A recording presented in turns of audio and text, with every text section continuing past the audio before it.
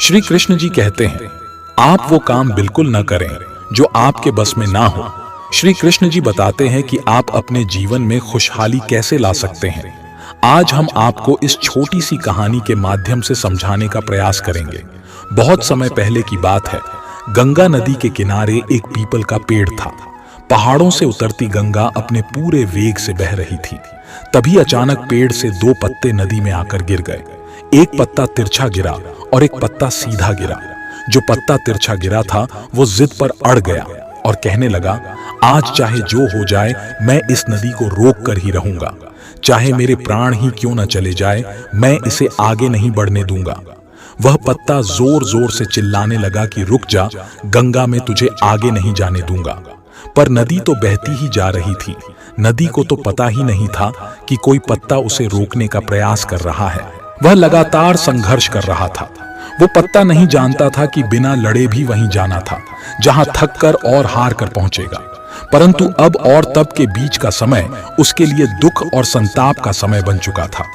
वहीं दूसरा पत्ता जो सीधा गिरा था, वो नदी के प्रवाह के साथ बड़े मजे से बहता जा रहा था और कह रहा था, चल गंगा, आज मैं तुझे तेरी मंजिल तक पहुंचाऊंगा।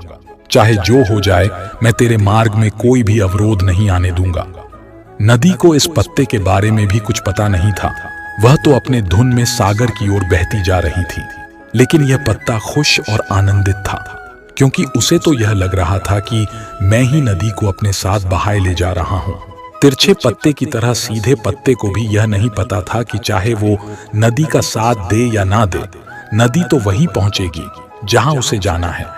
पर अब और तब के बीच का समय उसके लिए आनंद का समय बन चुका था।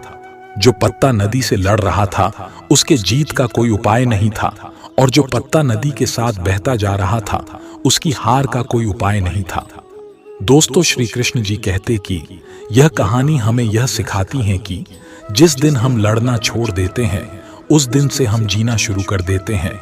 अब लड़ना छोड़ देने का अर्थ यह नहीं कि आप सपने ना देखें या उसके लिए मेहनत करना बंद कर दें, बल्कि लड़ना छोड़ देने का अर्थ यह है कि आप उन चीजों को बदलने की कोशिश न करें जो आपके हाथ में नहीं है। यही खुश रहने का मूल मंत्र है। दूसरों को बदलने में अपने जीवन को बर्बाद न करें, बल्कि खुद को बदलें।